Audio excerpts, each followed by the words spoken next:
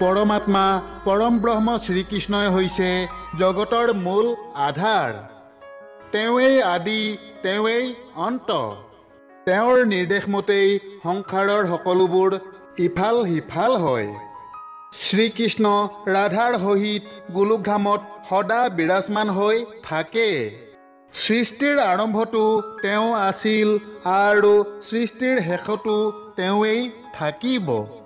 শ্ৰীকৃষ্ণ অনাদি, অনন্ত। আজি আমি এই কথা ক'বলৈ লৈছোঁ যে ভগৱান শ্ৰীকৃষ্ণ গোলোকধামৰ পৰা পৃথিৱীত কিয় অৱতৰিত হৈছিল, পৃথিৱীত শ্ৰীকৃষ্ণৰ জন্ম কেনেকৈ হৈছিল।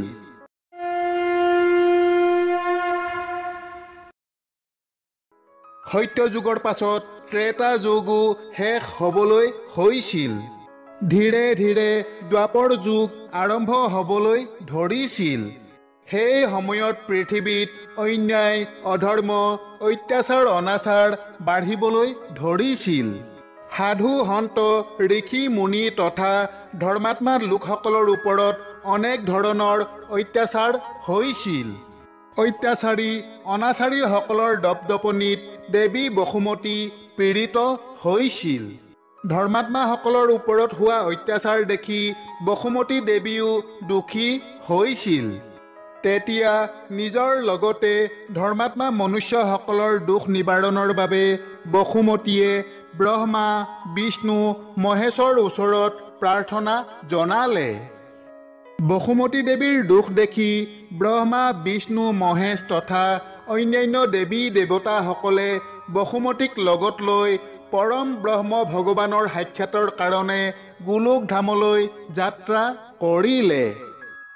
গোলোকধামত গৈ ব্ৰহ্মা, বিষ্ণু, মহেশ তথা অন্যান্য দেৱী দেৱতাসকলে শ্ৰীকৃষ্ণৰ ৰূপত পৰম ব্ৰহ্ম আৰু ৰাধাৰ ৰূপত মহামায়া দেৱীৰ সাক্ষাৎ লাভ কৰিলে তথা চৰণ বন্দনা কৰিলে। সকলো দেৱী দেৱতাক একেলগে দেখা পাই প্ৰভু কৃষ্ণই তেওঁলোকক গোলোকধামলৈ আগমনৰ কাৰণ সুধিলে।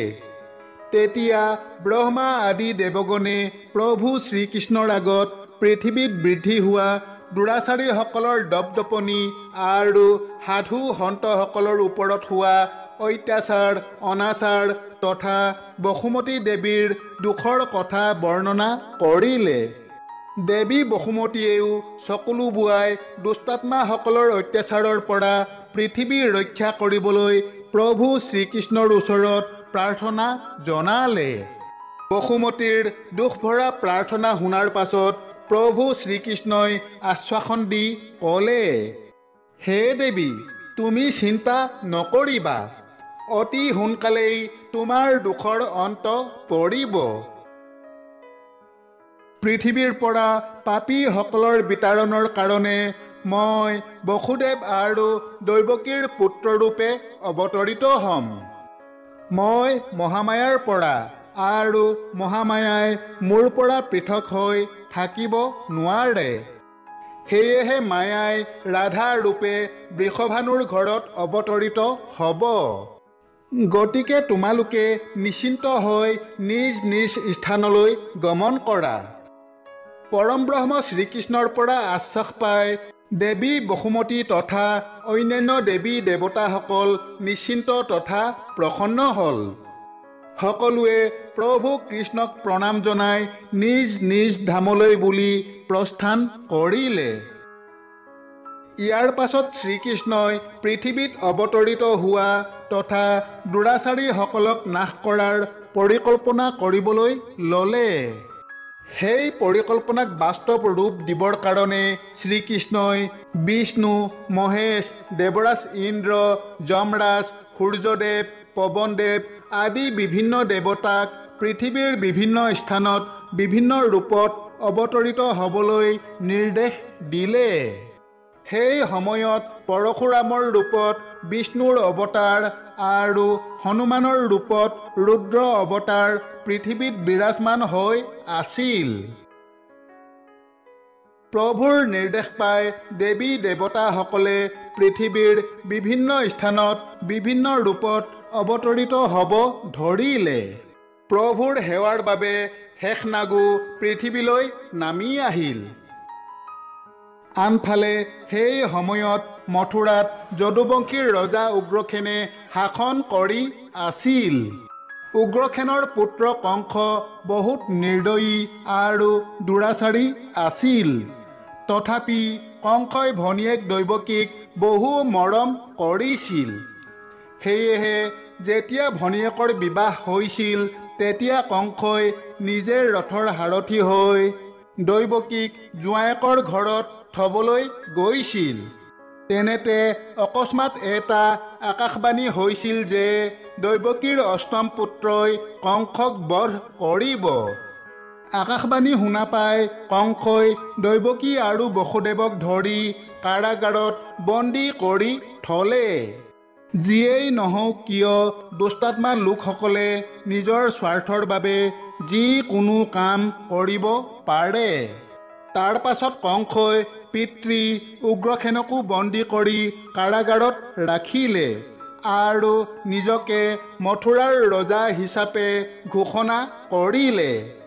কাৰাগৃহতে দৈৱকীৰ গৰ্ভত জন্ম লাভ কৰা 6টা সন্তানৰ সকলোকে কংসই নিৰ্দয়ভাৱে হত্যা কৰিছিল। দৈৱকীৰ সপ্তম গৰ্ভত শেষনাগ পৃথিৱীত অৱতৰিত হ'বলৈ আহিছিল।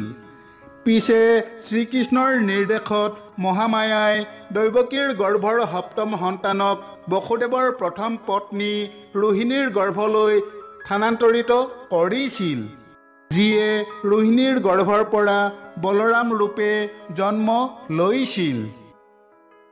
এতিয়া স্বয়ং পৰম ব্ৰহ্ম শ্ৰীকৃষ্ণ পৃথিৱীত অৱতৰিত হোৱাৰ সময় আহিল। সেইদিনা ৰাতি ঘোৰ অন্ধকাৰ আছিল। তুমুল বৃষ্টিপাত হৈছিল। সকলো ফালে নিস্তব্ধতাই বিৰাজ কৰিছিল। মায়াৰ প্ৰভাৱত কাৰাগাৰৰ প্ৰহৰীসকলো নিদ্ৰাত ঢলি পৰিছিল। সেই সময়তে মাজৰাতি দৈৱকীৰ গৰ্ভৰ পৰা শ্ৰীকৃষ্ণৰ জন্ম হৈছিল। সেইদিনা ভাদ মাহৰ অষ্টমী তিথি আছিল। সেয়েহে আমি ভাদ মাহৰ কৃষ্ণা অষ্টমী তিথিৰ দিনা কৃষ্ণৰ জন্ম উপলক্ষে জন্মাষ্টমী উৎসৱ উদযাপন কৰোঁ। শ্ৰীকৃষ্ণৰ জন্মৰ সময়ত পৃথিৱীৰ সকলো প্ৰাণী নিদ্ৰাত অচেতন হৈ পৰিছিল। কিছু সময় পাছত বসুদেৱ নিদ্ৰাৰ পৰা সাৰ পালে। ইফালে সিফালে চাই বসুদেৱে পুত্ৰৰ ৰূপত প্ৰভুক দেখা পালে। সেই সময়তে এটা আকাশবাণীয়ে বসুদেৱক ক'লে, হে বসুদেৱ, তুমি এই সন্তানক গকুলৰ নন্দৰ ঘৰত থৈ আহা আৰু নন্দৰ ঘৰত জন্ম লাভ কৰা কন্যা সন্তানগৰাকী ইয়ালৈ লৈ আহা।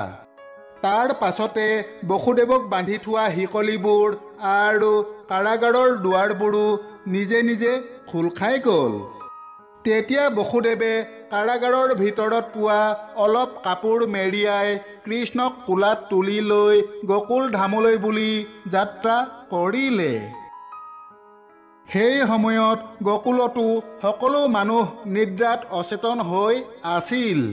সেয়েহে বসুদেৱে মথুৰাৰ পৰা গকুললৈ অহা যোৱা কৰা কোনোৱেই দেখা নাপালে।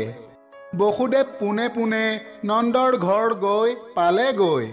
তাত যশোদাই এগৰাকী কন্যা সন্তান জন্ম দি অচেতন হৈ পৰি আছিল। বসুদেৱে নিজৰ সন্তানটো যশোদাৰ ওচৰত থৈ কন্যা সন্তানগৰাকী লৈ ঘূৰি আহি মথুৰাৰ কাৰাগাৰ পালেহি। অলপ পাছতে মায়াৰ প্ৰভাৱৰ পৰা মুক্ত হোৱা বাবে কাৰাগাৰৰ প্ৰহৰীবোৰ সাৰ পালে। সিহঁতে কেঁচুৱাৰ কান্দোন শুনি লগে লগে ৰজা কংসক খবৰ দিলেগৈ। খবৰ পাই কংস ততালিকে কাৰাগাৰত উপস্থিত হৈ দৈৱকীৰ হাতৰ পৰা কন্যা সন্তানগৰাকী আজুৰি কাঢ়ি আনিলে। দৈৱকীয়ে কন্যা সন্তান হোৱা বাবে তাইক নামাৰিবলৈ কংসৰ ওচৰত অনুনয় বিনয় কৰিলে। কিন্তু পাপী কংসই দৈৱকীৰ কথাৰ প্ৰতি কোনো গুৰুত্ব নিদি কন্যা সন্তানগৰাকীকো ৰেহাই নিদিলে। পিছে সেই কন্যা তৎমুহূৰ্ততে দেৱী মহামায়াৰ ৰূপ ধাৰণ কৰিলে আৰু কংসক উদ্দেশ্যি ক'লে, হে পাপী কংস, তোক বধ কৰিবলগীয়াজনে ইতিমধ্যে এই পৃথিৱীত জন্ম লাভ কৰিলে। এই বুলি কৈ দেৱী তাৰ পৰা অন্তৰ্ধান হৈ পৰিল। দেৱীৰ কথা শুনাৰ পাছত ভয় আৰু চিন্তাগ্ৰস্ত হৈ কংস কাৰাগাৰৰ পৰা ওলাই আহিল। বান্ধৱসকল, এয়াই হৈছে ভগৱান শ্ৰীকৃষ্ণৰ জন্মৰ এক চমু কথা। আশা কৰোঁ আজিৰ কাহিনী আপোনালোকৰ নিশ্চয় ভাল লাগিল। আগলৈ অন্য এক নতুন কথাৰ সৈতে পুনৰ লগ পোৱা আশাৰে আজিলৈ সামৰিছোঁ। ধন্যবাদ। জয় শ্ৰীকৃষ্ণ।